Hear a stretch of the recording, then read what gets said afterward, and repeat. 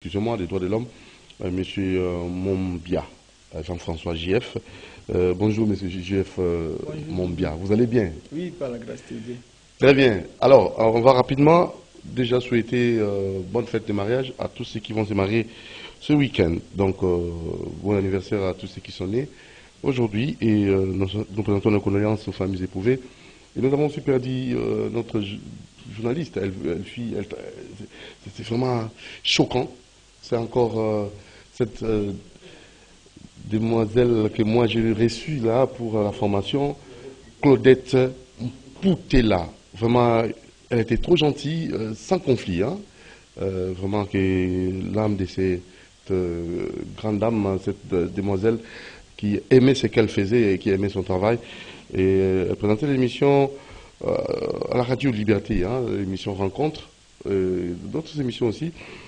Vraiment courage à la famille de Claudette Poutela et à toute la famille CCTV, à tous les auditeurs et téléspectateurs qui avaient connu cette grande dame qui n'est plus, maman Claudette Poutela.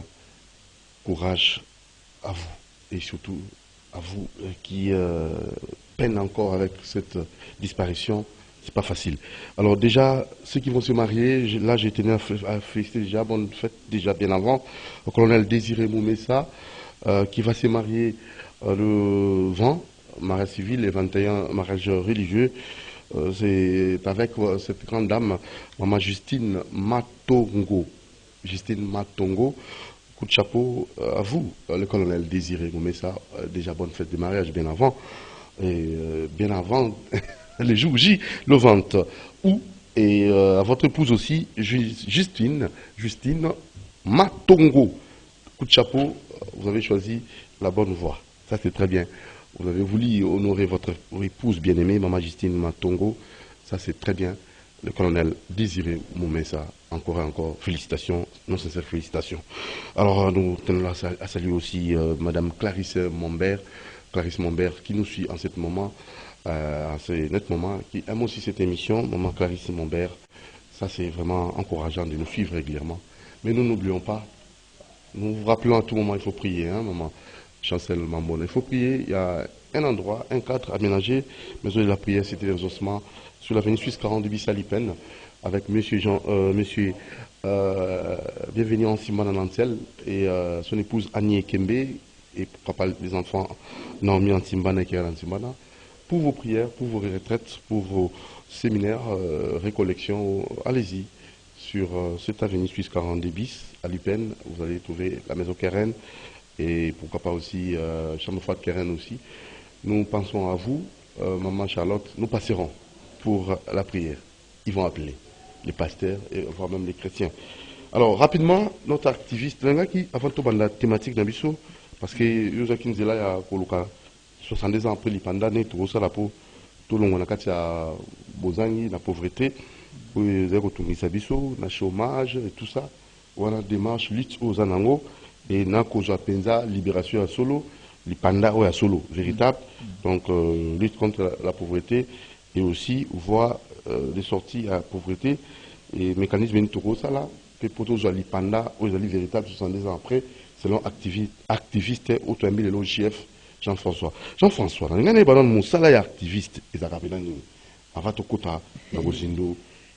c'est vrai. Sujet surtout un défenseur des droits humains, activiste, c'est vrai, défenseur des droits humains, ça, moto oyo, omoni biso tozaka ba avocat te, toza pe ba magistrat te. Soki makambo ezali moto asali infraction, bakendeke na ye nde na l'état, bake na justice.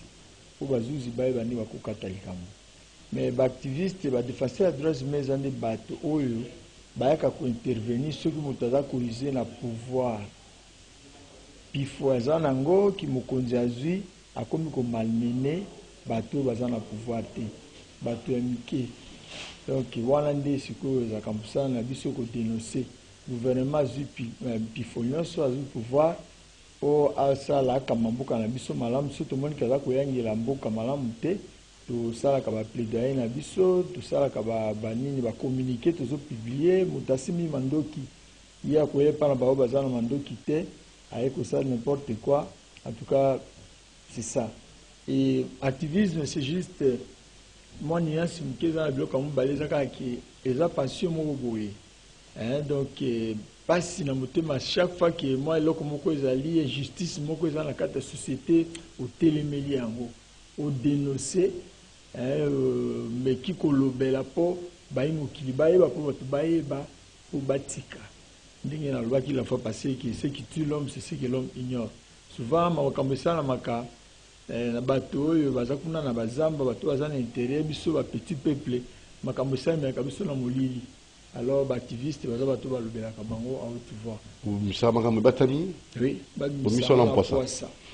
Si vous avez la penza, on a vu 70 ans après, vous avez mon activiste. Vous me dites, vous savez, vous l'abonnez? Depuis 97. Depuis 97, il est là.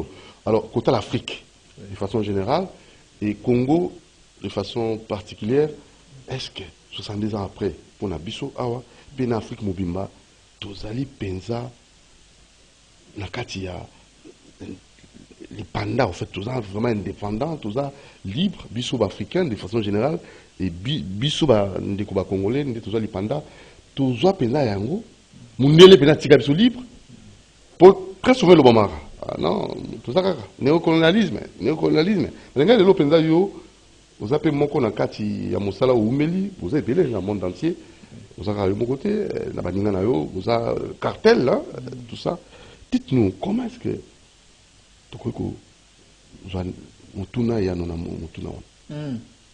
bon, en tout cas, ils ont une vision panoramique, une vision de près. Ils ont le survoler l'avion, au moment où tapis mon vers des alliés nassés. Donc ils ont des peines à banzété, au cas où ils les ont plein de qu'ils ont escapement en Bangomba, comme pour l'Afrique de manière générale, les alliés que constat en Moko, non seulement la biso tous en Afrique, les bateaux de tabou en Amérique, Guadeloupe, Martinique, Pérou, partout, Jamaïque, on peut basoler là. Et ben noir même dans les 4 États-Unis d'Amérique, et si ka statut a paix télémi, la quantité qui makambolika kia bakobeta batumundu ba masasi pa mapamba bitumbeza makasi. Donc l'impression ezali que un constat vrai ezali que si Mali pendant en tout cas motumundu azwana bosomi na ye comme il faut te bitumba na babundi yango ebele epa na biso simo kimbango abundaki pona bosomi ba Serine Mbou babundaki na Sénégal Serine Mbou même bato bakendeke liboso bakende pèlerinage esika bakundaka ye na Touba. Batozo taba États-Unis na mindele ko kende ko honorer bitumba na ye azalaki donc moto moyindo le poso moyindo jusqu'à présent toujours na bosomi na bisoté. Mais le cas moi bon soko tali biso ndenge to tambola to constater que esika oyo christianisme ezali na esika oyo islam ezali to mangomba mususu bokesine ezali mingi na nini bamboka oyo ba lingomba ya islam ezali ebele dokola ba Sénégal, ba Côte d'Ivoire, ba Niger, tout ça. Bon, boumbu ango ezali mo muke na Mali Mali oui, de Burkina Faso. Boumbu ango penza eza na même teneur te que le bamboko christianisme ezali. Pourquoi? Selon vous? Même teneur te, c'est-à-dire pas na bango boumbu eza susu totalement na kati ya boyinga te. C'est-à-dire, les religions musulmanes, ils ont permis de nous battre dans le beaucoup respect. Il y a la tradition, et puis, les religions musulmanes, les religieuses, autant à bandoki, pas maté. Les religions musulmanes, les religieuses, à cause de la bateau, sembo mingi. Bazalaki, batipo, bayaki, natango, il y a traite négrière, mais dans la philosophie, la colonisation, on peut pas faire une minité. Yango, ils ont quand même un côté Asie. Mais ngomba o penza ya christianisme côté ya occident bango ba côté sa philosophie ya nini moi colonisation bazala ki wana l'autre fois na lobaki sur la trinité coloniale l'église et puis les pouvoirs colonial na ba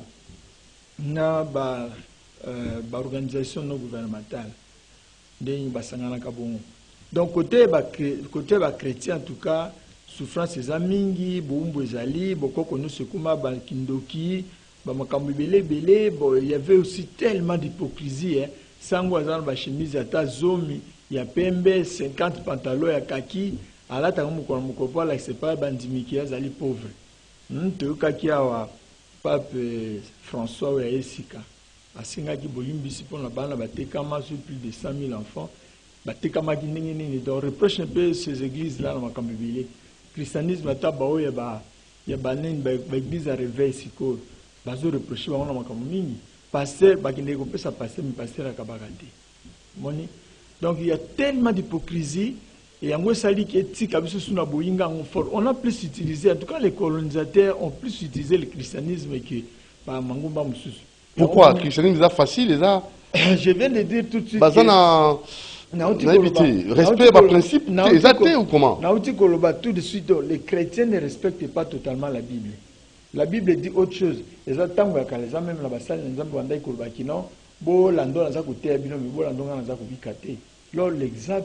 d'en haut. Selon vous, JF Mombia, maintenant, pour qu'on soit vraiment libération en haut, on doit toujours maintenir le christianisme ou qu'on nuancer ou qu'on je ne sais même pas. Qu'est-ce que nous pouvons faire actuellement? Parce que nous avons besoin de la libération.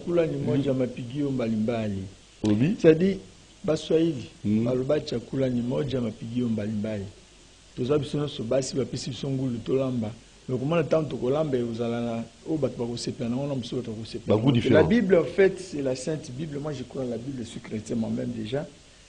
Mais seulement ndenge à côté l'évangile, donc évangélisation, l'évangile colonial, c'est ce qu'il faut éviter. En tout cas, il faut éviter. C'est quel évangile? Évangile colonial, hérer les pauvres en esprit, par exemple, parmi les 8 béatitudes, ceux qui... Nzamba Kosala, et le royaume d'ici appartient aux pauvres. C'est ce qui nous les verts, la groupe ni les verts Zagibongo. Les Verts a commis multimilliardaire, le groupe là. William Lever, quand il est venu à Zaki totalement, il n'était pas un grand. À Bandine, à 3 hectares, il y a Palmeren à Congo, à BBC Zambanabiso. Aujourd'hui, on parle de justice climatique. On parle des changements climatiques et tout ça. Mais les causes lointaines sont là. Il y a un peu de Fandeli Makamoyoso. Donc, Bango Bayaki, William Lever, BBC Zambanabiso, Kati Bazambanabiso, Kati n'importe quoi. Et après, si vous avez des conséquences, tant que vous commis, alors que vous allez s'enrichir. Ça, c'est le christianisme. Donc ça, il faut évangéliser, on échanger. Mais comment est-ce qu'on dit? Non, il faut la vérité. La vérité. Complète ce genre la vérité. En tout cas, il faut qu'il y ait une vision de loin, l'État veille sur le Sohan. Vérité. Très bien. Allez, en tout cas, Jacques Wanding en veste. Ça, c'est très bien. Bien habillé, Papa Jacques. En tout cas, on va continuer avec notre invité, M. Jean-François Mombia, activiste des droits de l'homme. Alors, maintenant, on va directement aborder notre thématique du Camboya pauvreté. Il a gangrené, Bokanabiso surtout. En tant qu'activiste, au Sénégal, finalement, couper ça peut avoir des sorties. En fait, quand on a la pauvreté, tout le monde hormis le Camboya christianisme. Maintenant, qu'est-ce que nous pouvons faire aussi pour la RDC, tout ça peut qui met à solo, tout ça peut libération à solo, tout ça peut l'ipanda à solo dans la RDC. L'agression, la mission. Ça, c'est très capital aussi. Après, tu continues la thématique. Bon, il y a tellement complexe. Mais liberté, libération, l'ipanda, et c'est dans l'esprit de l'homme. La loi qui comme ce soit l'esclave qui obéit le vœu. L'esclave qui obéit le vœu. Doudou, fi nani maître aye mokonzi aye moto makasi aye moto na mbongo abi dudu alezo fi oyo essence memelanga ngo bimisa kuna libanda nzoka yo za makoki ya komema 200 kg ya fi ya essence te. Vous obligés. Alors bandi ko bundana zolela tout ça pour lingi. Ce que c'est que non komema te c'est impossible. Ata soka betso masasi okufi mo mbote. Okufi mo mbote. Non. Ce qu'on dit mi ozolela tout ça c'est que mokondo lingi. Ah biso pasi. Mabe. Donc biotala le phénomène le caca. Totini ba ta révolte te. Comment voulez-vous que 80 millions de personnes va se plaindre, va là, kaka pour une poignée de députés, une poignée de ministres, une poignée pas de façon générale. Allez-y comprendre. Pas de façon générale. Oui, je sais. Il y a toujours moi exception. Moi exception, on a bateau, il va se comporter malin, au lieu de se débarrasser na bango. Donc incompétent dehors. Moutou azali incompétent bolongola ye, moutou azali malhonnête bolongola ye. Pour boyebi bien que malhonnête na niveau ya gestion ya choses publiques na mboka esimbaka te komonga te. Les exemples sont légion. Partout esika mobulu ezaki batondi batelemisaki. Biso ça se plaindre. Boyebi sanga. Ba chinois ba yeba koti na zamba na biso. Zamba ya bato 1000, 2000, ba chinois ba tamusu bongo. Cas précis, cas ya zamba nini pour to zamba ya basoko fodeko. Tolo bakaka ba soko. Po ba mekai kokota na ingindi. Esimba kite bakina ba foisende ba sasi kuna ko sasi. Bato nyonso ba foisende bazolela. Ba soko bato bazolela. Nzoka nde na 2004, 2003, 2006 nga moko pamba na bimaki na komina lisala na kuti papa Mathieu Mole, Abbé Alphonse Elanga, Pasteur Manze, tout ça na sensibiliser bango so ke zamba oyo sikobwa ba BBC lisala érosio koti et uta na sikobwa une société belge na Risonja. Bazo ki nikotoka maya komela na grinier dudu. Alors, comme côté cimetière c'est mon hôpital ya lisala nemte soko koma kuna moi pante ezali mo ngombe ezali po komesika na source ya mai kuna. Et bandi ko bukandira malin beti érosio komi ba cimetière tiola na lakisa mamususu na raga bas cercle eza ko tiola so mbula munene beti ainsi de suite et uti na ba société wana alors batos ba fani bazolela mena komi na soloni na bato na mboka na lamusi bato ezala ba maser ezala ba sangu ezala ba pasteur ezala bato civil ba soda bana disala bato tu ba sangana esika moko to bengana ki safu bois sikobwa so format so défort tout babini bakri le pouvoir émane du peuple. Mais pour le cas où il y a le peuple plaintif dans le cas de est yo en tant qu'activiste nous nous bon ça le kama est nazo travailler sérieusement le colon nango d'ailleurs de l'on a une réunion de sous na ba nani ba artiste comédien pour la mobilisation makanisi zali ke pour organiser collecte. En tout cas, bato belé batienga maboko pona collecte wana parce que kubanga ezalaki nanu mingi pona ndenge ya kobatela mbongo.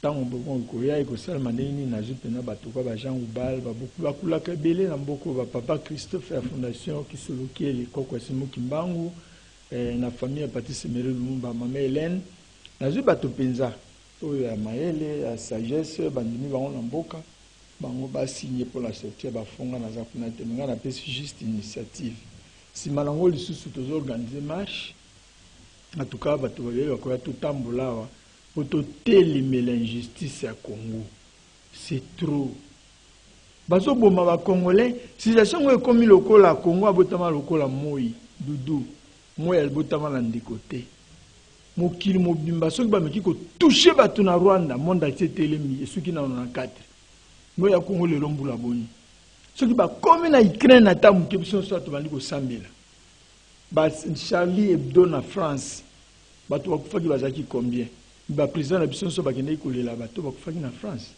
liwa bato to ko se pela na ngote c'est vrai mais pourquoi c'est deux poids deux mesures pour la nuit pourquoi on peut tuer les Congolais mikolo boy et yelo kata mo zo salmati nalanda ki le don journaliste moko kulutu na bino azolo bazo mituna pourquoi la MONUSCO na Mwanda pourquoi la MONUSCO na Mbandaka na Mwana lelo pourquoi la MONUSCO na Kananga yana kati pourquoi la MONUSCO na Mbujimai En tout cas, vous comprenez que vous avez la périphérie. Vous avez ça pèse. Les résultats, nous avons un côté. Ce que l'organisation internationale, nous sommes alliés. Les lots de doule, comme nous avons dit, le changement climatique. Ce que vous avez évité. L'organisation Masangana Nyoso Mukili, Bayokani na COP 26, Bakor à Paris, Balobi en tout cas Zamba. Surtout Bazama na biso na tourbière na biso forêt bibalo ya Amazonie na forêt ya bassin ya Congo, yango ndeza ko sala ko absorber bandom quantité ya carbone mingi na atmosphère, tout ça les deux poumons de l'humanité. Mais tala eloko ni nous le kalkambo bandi le loté du doute. Nga personnellement na saka plaidoyer moko si makambo ya forêt ya na parc ya Virunga. Na kati ya parc ya Virunga na Beni. Ba donc côté ba mo renzo rezali partout. Belengeti bamboka ana nyoso. Parc ezana sima. Bakutaka bakolo zamba kuno akolomboka. Autochtone pygmée na kati ya zamba. Bafaina bango na banganda na bango bazo sa eloko moko te. Bakolomboka bazalaki na Beni, ba village wana nyonso ko uta Butembo ti ko kene nzela Kisangani. Batu bazalaki population bili. Basusu bakata bilanga na bango ba miloni ya ma café, balona cacao, batia mo biloko kuna kati ya zamba. Bango baye ko zamba ekoma parki. Parki wana bakolo parki bazali, bakolo mabele bazali. Bo associé bango ba bénéficier kanini na parki.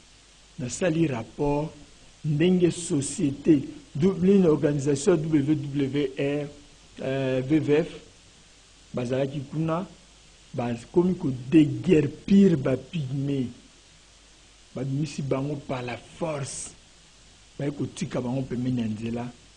Donc sous les intempéries moimbula ça vous avez les images, ça c'est vrai ça. Dans la kisa qui ba image en plusieurs fois dans les camps ba le RTGA dans l'année 2007 mon cas ba bureau nanga oui.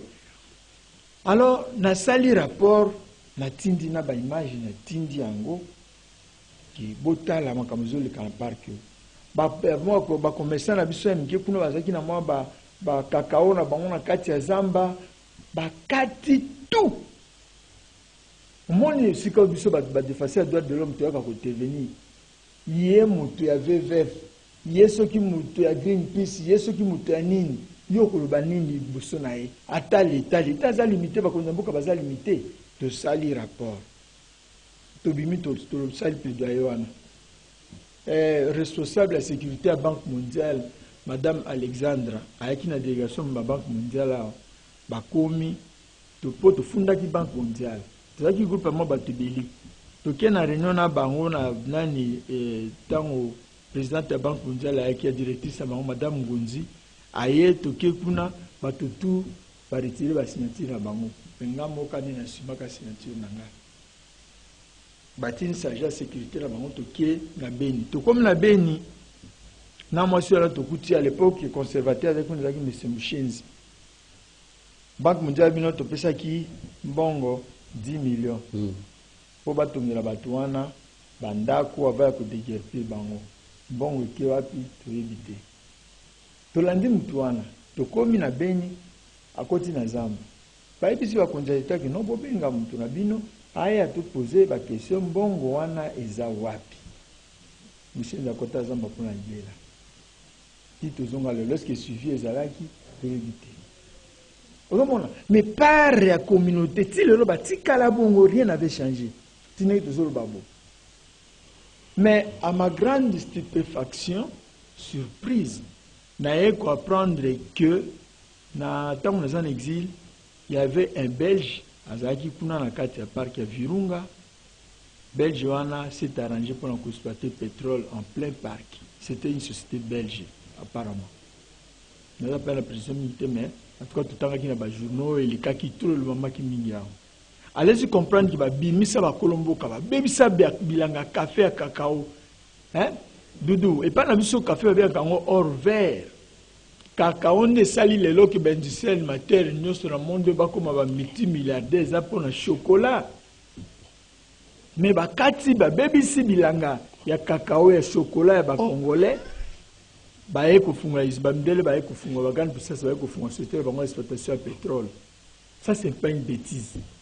Alors lelo lisusu tozongi bitumbe komi entre le gouvernement congolais et lobby, en tout cas il faut que pétrole pamba te 500 millions po bayokanaki bayimuki bayokanaki po babongisa nango Congo.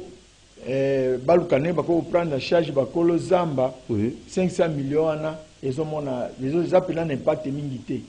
Bon, il faut baluka batu ba ko exploiter pétrole. Baluka batu ba ko exploiter pétrole.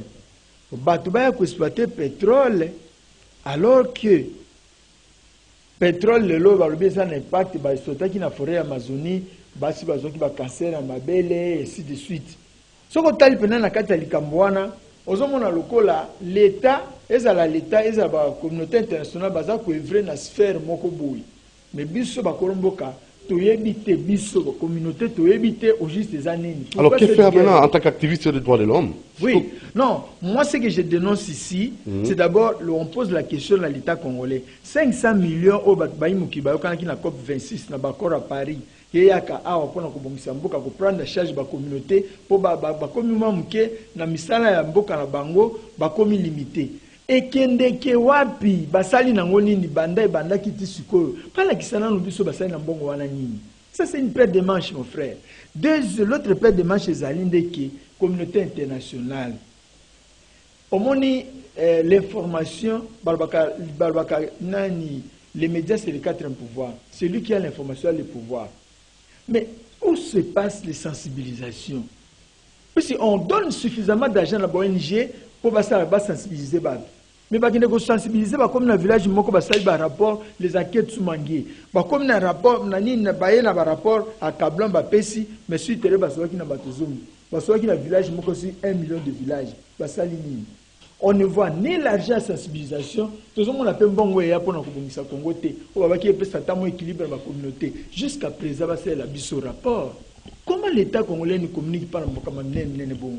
Et aujourd'hui, on interdit aux gens d'utiliser la forêt dans le une fois, l'AWF a créé le parc de l'Omako de Yokokala. Nazara qui au départ. Le vieux Omako na Yokokala. En Équateur, côté Bungananga. Baké kuna ba créer parc ya Lomako kuna ska bati ba bonobo. Bazui yango comme réserve naturelle. Na tunaka numéro 1 il y a AWF à l'époque monsieur Jeff Dupin. Na tuninga la bi ndenge bozo zwa na bango bango babika kana basombo na bango baki koteka na Brazzaville wapi na mbanaka bazumbongo. Ndenge bino boye ko sala likambo. Bango bakolo ko se non tozo la tobe ko pesa bango bangulu biloko babokola po créer équilibre. Bana ngulu mi bale misato ba ko pesa sima miko bangulu na baki kotala soki baza wapi. Ba interdire bango zamba na bango pour ba ko kunzango d'une manière. Son excellence c'est encore le colonialisme. Bino bo pesa biso makoki poto batela to tika zamba bongo. Soki te zamba na to ko salela ngo ba to ko salela ngo pona batako ko tonga bandako ko to salela ngo ba effectivement. Parce que jusque là, bazali ko pesa makoki te, mais bazali interdire biso bobota mingi te, poso boboti mingi. Bana ouais belba bobota ma pour exploiter zamba. Jusqu'à ce niveau-là. C'est encore une autre forme de colonisation. Donc on a toujours colonisé. Maintenant comment sortir? Oui. Elle sortit, c'est juste cet esprit-là, cet éveil volontaire-là. Comment libérer Nango? Ngana koti na zamba ngana moni kino na zala mbembe na zala makamna ko sala la sali librement. Batini basola ba ko kanga ndiko na biso village mbato yeto kufana elongo. Okomona ki ko sila. Bon dépendre na bato. Bon marche organisé pour na. Oui, to dénoncer biloko na nyoso. Comment voulez-vous mon frère? Mais jusqu'à présent, bâtir la biso vraie justice climatique. La justice climatique est fonctionnelle pour le Congo. Et ça a peut-être le Kanga, Bakundia Congo, pour battre qui pétrole, battre qui banine, bapuy à pétrole, réserve à pétrole. Non. Justice, c'est ça l'année qui va ça qui mbongo. Ou va ça qui comme faux vert, faux biocarbone, va ça qui n'a pas pour créer équilibre. Et qui n'est qui balande la yango, et qui n'est qui n'a qu'est-ce nani, moto alande ba kangaye. précope, on a précope du 5 au 7, on a bon ça, on a scientifique pour taxer, ouais, taxe carbone, on a vu valeur n'angoué mata. Bah il va penser pour évaluer un mot. Papa, ceux qui battent qui ni moko un hectare, ceux qui combien sur battent qui en attend à 100 millions. Mais puis surtout monde si qu'ils ont qui n'était. Battant on peut pas payer ça comme ça tout ça à côté. Ça devient compliqué ce qui va payer ça quand solo. Non, pas président. Bah l'ingé de baïba, côté que ça ango était comme malamo. 500 millions bazol battant on a ce 500 millions, bah le but qui 500 millions comment. Et où t'as qu'à la poche ya nani azalaka témoin to éviter. Et ça l'inini ngana mon lelo kata moko changer na Congo te. Tous ata ville à Kinshasa ko échantillon, miroir de RDC. Mbongo wana esali ba projet nini yao. Est-ce que basala ki ba enquête? Yoka histoire semaine passée na Basoko. Na okini kuna lobi dudu. Batu na village ya Lulu, Yelambo, eza bamboka kuna 18 km na centre Basoko. Ba okika ba mosi moko na bilanga moni avion moko kiti na kati ya zamba. Avion bakanyango ba photo dudu. Batali moi c'est la mon ndele moko ndele na bengi asimbi malete abaki yo asimbi nini moko azui malete moko bafungoli yango akozoka zuzo ba image moi c'est abangi akimi abzongi na mboka ayeko biso batu bakepe bakuti asone na batu te batone melika monini tout ça kotika na kati ya villa décoller auti na zamba ya kitisu na mboka na ya lulu azaki na zamba ya lulu aya kitisu ko na mboka akiti na mboka lisusu bato aye yesu zoka kutika kuzoba imagine akeso bimi na mboka musuna yelambo akei bato bakomi ko ba no bato babengi ndinga na telefone to kutambano kanisa to sala na nini to sanga bata nyonga ngaka seneza nani ngamuko nyamboka mo boto momoni mutu akiti ndingwana na kati ya mboka bozo lanu bofanise pembe na komi nzambe soki nzambe akodisparaître tata na maboko na bino akei des choses fantômes qui se passent dans nos forêts. Bandere bazokene kuna na ba pare ndenge na ndenge bisoto sosoli ya mote zamba ya moto mon frère lopango ya moto kaka okoti popo solo kina ba ministre kuna mais ça dit ba ministre ndenge bazana Congo mombeza mboka na bango bakolo mabelo nzani ba communauté bazali kuna pourquoi on s'en fout d'eux? Est-ce que vous pensez que c'est bien la vienne COP 27 mindela bayaka na autorisation ministre bango wa en côte. Ah, ce qui n'est pas un accord. Voilà des sujets et comme faiblesse à côté. Effectivement, on est dans le belaki. Bon, bah ça qu'on a un boka. Bon, kangaye. Moko bon, par exemple, moi je suis sur la télévision, mais ils ont mingi ba mona ki lokwa zamba zeka bango. On a récupéré les espaces. Impuissamment F bazaï ba récupéré ba espace. Oui. Oh, bah tu vas jouer qui na makasi yebi. Oui. Oh, bah ministre Moussou a pesaka. Oui. Na lobela on na voix de l'Amérique. Allez-y comprendre que société combien société chinoise. Bakouti à l'époque, ils ont ministre environnement qui Nyamugab. Bakomi panae, baluki nengi bako sala bazo mokonza mapinga moko na Kongo. Asombeli mwana nae zamba mwana 9 ans ya mwasi. Asombeli za ma créer société na kombo nae. Basali ministre sa mikanda alors que moratoire ezali. Après 3 mois bategeli ba chinois faut déco. L'État donc ici, et comme cette espèce de sous colonisation nous devons nous prendre en charge franchement. Et comme il trop COP 23, tourbière, tout ça, oui. Babiso tombe en mabende. Na babende na biso eza na pela. Biso babumakango spécialement na mabende. Na basoko babena kango bilongo. Biso toliaka na ba tourbière wana mon frère. Lelo komi bato na bapare na se ya mabele kuna na kati ya zamba bazo proclamer wala tsa mboka na biso ba corona modèle mais biso moko e komi ko phénomène ko banobeta biso lisolo ya solo pe lokuta na komi na Afrique du Sud mingi na zone chasse ko mona statuette wana te moto malengre nzoto mike moindo afani likola libanga ya diamant biso to continuer ko fana ka likola libanga ya diamant biso moto kufaka na nzala tozanga tamonga kusomba bakisi to siliko dosili bonga ki ces athées hôpital les athées qui là ça malonga les athées bangwana baza ko bakota nzamba na biso pour ba baby ça système éducatif na biso mon frère il faut total comme on a malamu l'état associé biso so ki sensibilisation to sensibiliser bato yango to lingi to sala marche to bisa mokili mobimba to sala memorandum to lo bala mokili mobimba que c'est que se passe au Congo biso to sepeli na yango te biso ba communauté dozali ni pour l'état ni pour la communauté internationale. Nous voulons voir clair na gestion ya bazamba na biso, ya mabele na biso, ya mboka na biso. Tant vous avez koya kopekisa pétrole par la ngai, ngana la nzala na kufela yo, yo fani na ba climatiseur, oza kokina na basanza, ngai mutu na fandi likolo ya libulu ya pétrole na kufa na nzala. Oza normal ici. Ozo zonga nani, ngai esclave. Yo penza ne mutu, ngai mutu ndambo. Nga mutu nyama. Non. Voilà, on a évité activiste, c'est la monnaie de Koepenge. Oui, c'est intéressant. Et pour la Kamora, au Bimanakati, il y a Bozangi, na kati ya mboka na biso. Comment avoir des moyens, ça, biso na kati ya Bozangi, mbote ndeko prince pays. Mbote, merci Nayo. Mais c'est un sujet extrêmement intéressant parce que c'est vrai que Génie Congo, Colongo, la biso na débat politique ordinaire. Solution 70 ans après. C'est comme ça que j'ai échangé avec le professeur Khalil Kabila qui me disait dernièrement qu'il y a 10 ans, le cause de la moto parle quand la télévision face à la matière. C'est-à-dire que Okoya Kolobela, par exemple, guerre à Est, Banana Borgi, Nango et commune de Koye, oh yo, Olati Kitokote, yo. Ozana Kabila, Yozana Tshisekedi, Yozana Fayulu. Donc, du coup, baby, débat politique et baby. Alors, n'importe qui, alors que nous avons 10 000 francs, on a un foot à journaliste à la télévision. Mais la thématique, on n'aborde pas ça. C'est important. J'ai aimé ce qu'il a dit là. Ce qui va passer un bonbon, on va mais moi, je pense que dans ma cambretale faune, na flore ya Congo, c'est-à-dire que ensemble, ensemble, moi, j'ai travaillé énormément cette question aussi à partir d'un gars de Congo, na Pierre-Jacques Chaloupa. Dès que Chaloupa, maman, nae, azalaki grec, papa azalaki portugais. Et je me souviens qu'un jour, papa Etienne Tshisekedi de Mulumbaye, on disait, bon, tu veux pouvoir. Bananyo, balingi, bazaba ministre, bangi, bazaba wap, c'est leur compétence na bango. Mais Chaloupa était un architecte. Même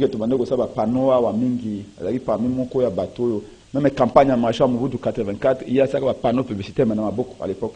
Mais lui, étant donné qu'avant d'Akina, oui, à Koina Kalundwa, na Congo, na Ovira, mais le coup là, avant que la Grèce, il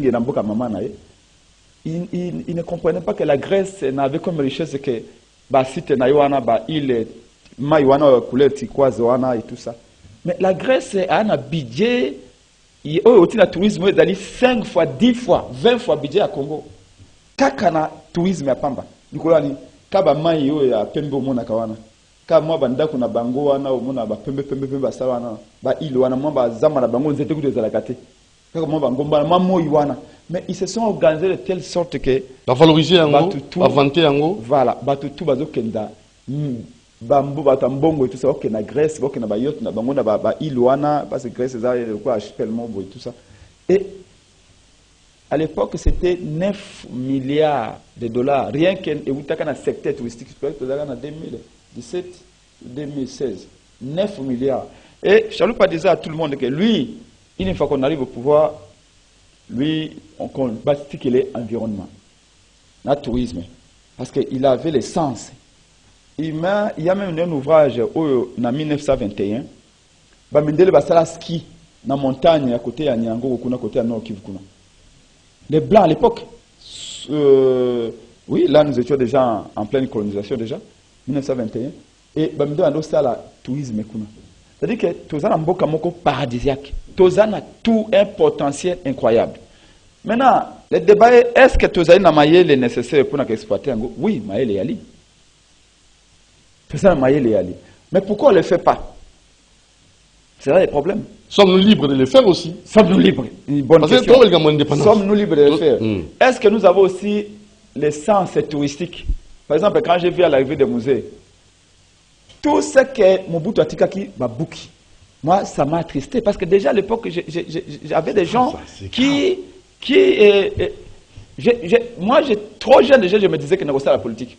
Parce que mais je me disais aussi la politique parce que je ne comprenais pas pourquoi ils ont fait ça.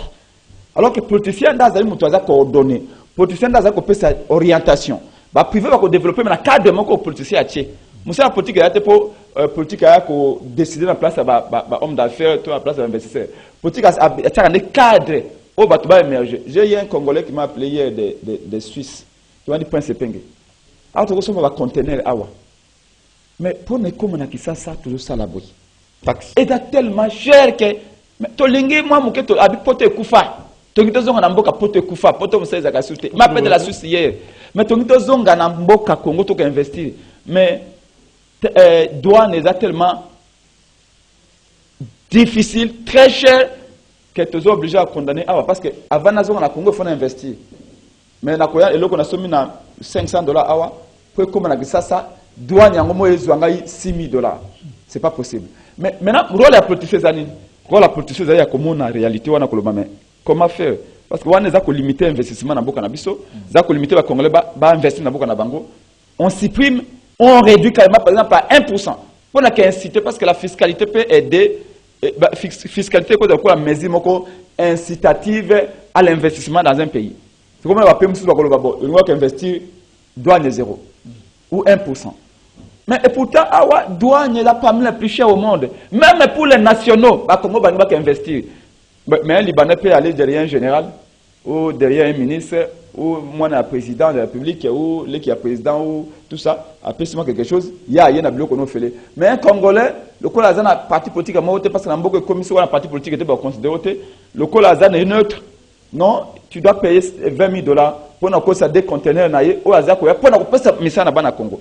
C'était une parenthèse pour montrer que le rôle des politiciens est à le cadre pour battre émerger, pour richesse à créer. Malheureusement, les politiciens veulent investir à la place des investisseurs avec l'argent qu'ils ont volé. Bref, je reviens sur le sujet à Koloba.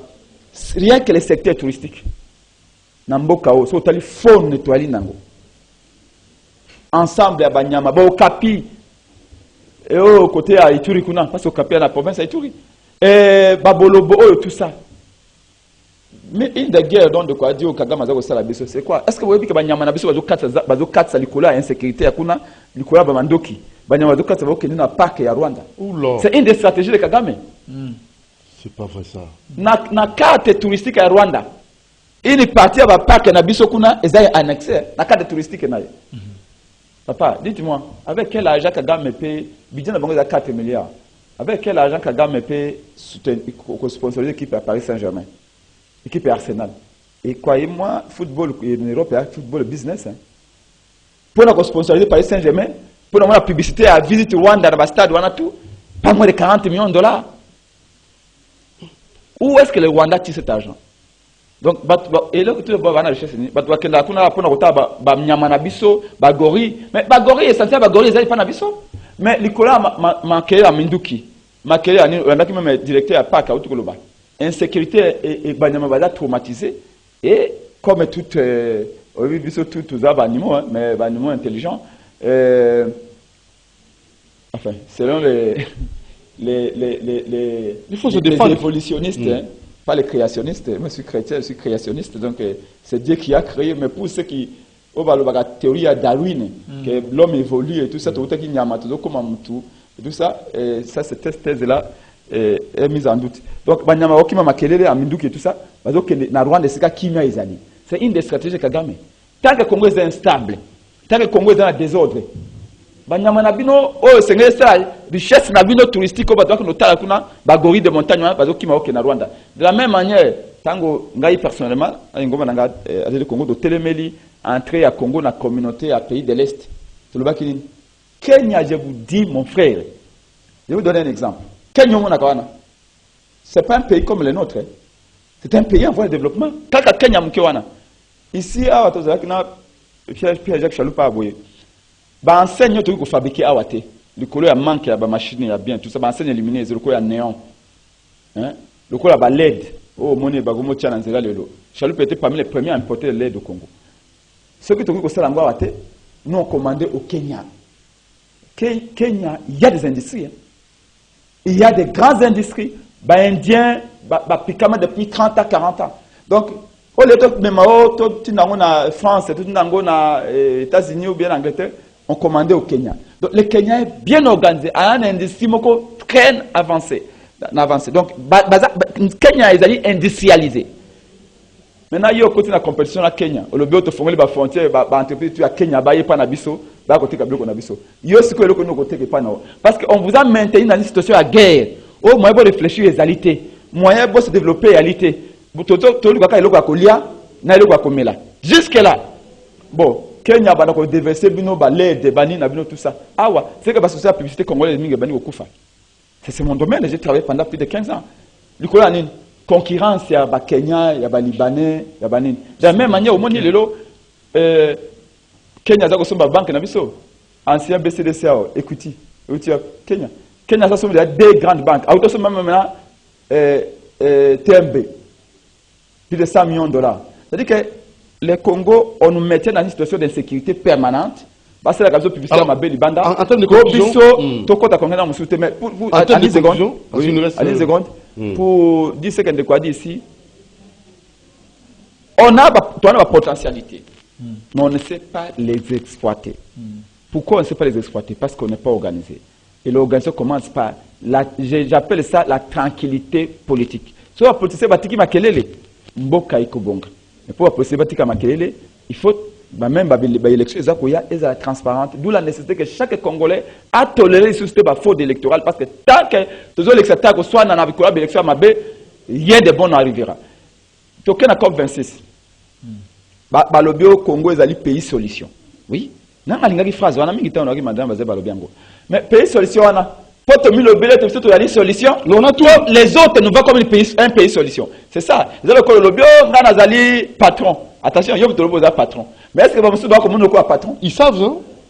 Ils comprennent aussi. Non, il faut que nous soyons en mesure d'imposer.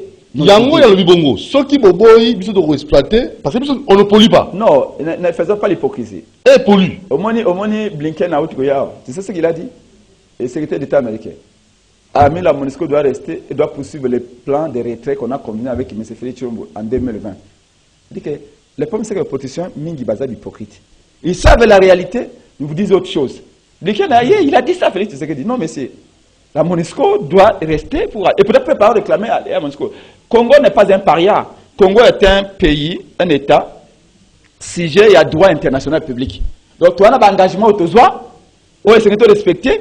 Tu as un engagement au bas communauté de des droits au respecté. C'est ça le corps concerne le pays Bimbagnos.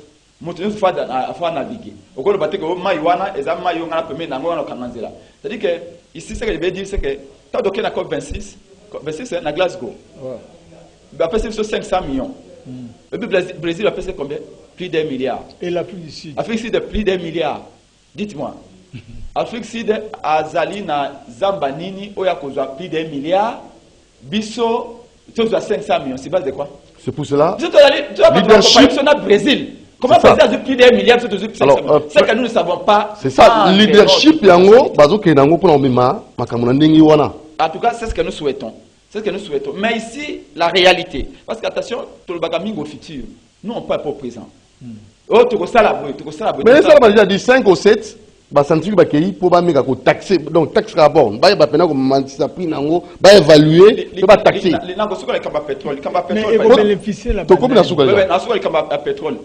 Ah, c'est important. Attention, pour le cas de c'est Michel Sili. Il faut 500 millions. 500 millions, on va vite la tranche. Parce que c'est que Ndam va servir à quoi?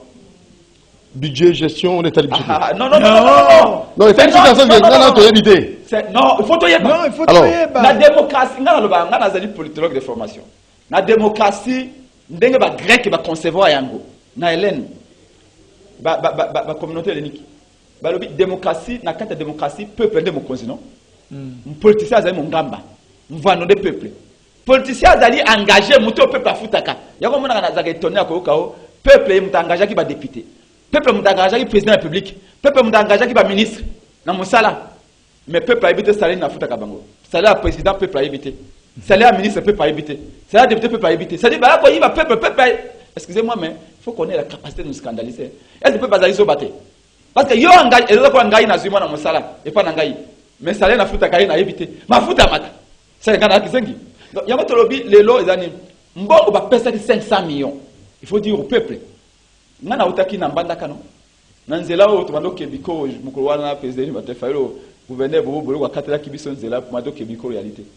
J'ai vu Zamba wana tout. Ban Équateur bazwaka mbongo boni. Bango de bakolo Zamba, bobi ba ku kangote.